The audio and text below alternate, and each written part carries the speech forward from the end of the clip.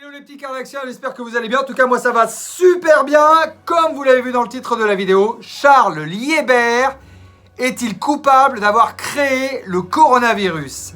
Bonne vidéo! Alors, ce qu'on va faire, c'est que on va visionner une vidéo ensemble comme on le fait régulièrement. Et puis après, on va en débattre. Il y a une vidéo qui tourne sur Internet en ce moment en disant, avec des textes dessous expliqués en français, que Charles Liébert serait le créateur du coronavirus. Alors je vous laisse regarder la vidéo, c'est tout en anglais, hein. Ça dure pas longtemps, ça dure une petite minute. Pour ceux qui parlent anglais couramment, ben, ça va être bien parce qu'ils vont comprendre un peu plus facilement. Pour les autres, eh ben, ça vous permet de réviser votre anglais aussi, hein, pour les plus jeunes, parce que, ben, on va pas se mentir, c'est l'école à la maison, et vous savez que j'aime bien vous apprendre des choses, donc là on est sur un sujet intéressant, donc essayez de me traduire ça. En tout cas, ça vous facilite avec l'anglais. Et puis après, on en parle. Je vous laisse regarder. We're here today to announce 3 separate cases highlighting the ongoing threat posed by Chinese economic espionage and research theft in the United States. Federal investigators at the Lexington home of 60-year-old Dr. Charles Lieber today, moments after his arrest at his Harvard office. The complaint alleges that Dr. Lieber signed a contract with the Chinese university in Wuhan and was paid up to $50,000 per month, plus up to $158,000 in living expenses. The chair of Harvard's chemistry department, he also allegedly received more than $1.5 million to set up a research lab in China, all while working at Harvard and receiving multiple research grants from the U.S. Department of Defense and National Institutes of Health.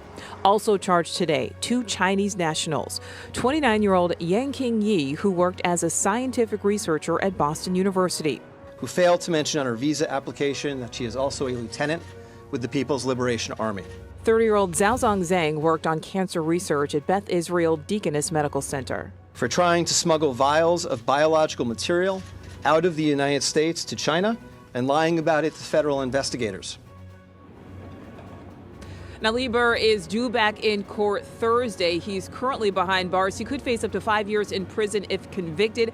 And Harvard does tell me he's currently on paid administrative leave. Meantime, Harvard, Beth Israel Deaconess Medical Center, and BU are all cooperating with authorities. Reporting live in South Boston, Nicole Burley, WCVB News Center 5.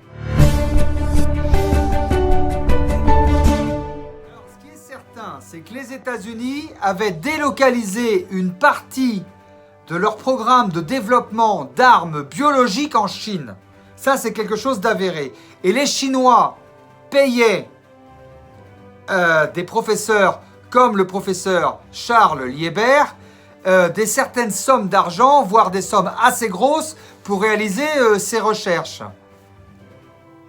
Vous avez compris un petit peu, donc dans le laboratoire de Wuhan en Chine, le professeur Charles Weber était payé par les Chinois pour effectuer des recherches. Pour l'instant, ça ne veut pas dire que c'est lui qui a créé le coronavirus, on est d'accord. Et ce qui est dit en fait dans cette vidéo, quand on la traduit et quand on fait des recherches un peu pour recouper les informations, c'est que ce professeur Charles Weber était juste payé 50 000 € par mois et que tout simplement le gars il a oublié de payer de ses impôts sur le sol américain. C'est un petit peu pour ça qu'il est arrêté si vous suivez la vidéo. Tout ça pour vous dire que c'est une fake news bien sûr, donc faites très attention aux informations qui circulent sur internet, vérifiez bien les sources. Moi, je peux vous dire que j'ai été journaliste quand j'habitais la ville de Montbrison il y a une dizaine d'années. J'avais un site qui s'appelait 2kcom.net et on utilisait les communiqués de l'AFP, l'agence France Presse, donc quelque chose de certifié. Et on vérifiait aussi les sources et on vérifiait l'information pour que vraiment l'information soit vraie. Parce que quand on dit quelque chose, il faut que ça ait de la crédibilité. Donc cette information-là, vu que ça fait quand même plusieurs fois qu'on m'en parle depuis une petite semaine, elle est fausse. Voilà, donc je vous le dis, ce professeur-là, en tout cas, il est innocent du fait que c'est pas lui, ce brave homme, qui aurait créé le coronavirus. Il y a aucune preuve que c'est ça. Il a été arrêté pour un fait. Le fait, c'est que probablement, il y a une fraude fiscale. Voilà pour le fait, pourquoi il a été arrêté. Mais c'est pas plus que ça, quoi. C'est comme quand moi, j'ai fait mon séjour en prison pour avoir bousculé un huissier de justice. Excusez-moi de vous reparler de ça, mais l'exemple est tellement flagrant. et qu'on m'a dit que j'étais un escroc. Vous voyez, il n'y a pas de relation de cause à effet. Moi, j'ai jamais escroqué personne, j'ai toujours été un commerçant honnête. Mais comme il y a eu ce fait-là, eh ben, on a fait un amalgame. Alors, attention aux amalgames, attention aux fake news, et surtout, vraiment, ne divulguez pas des informations dont vous n'avez pas la connaissance et dont vous n'avez pas vérifié les choses.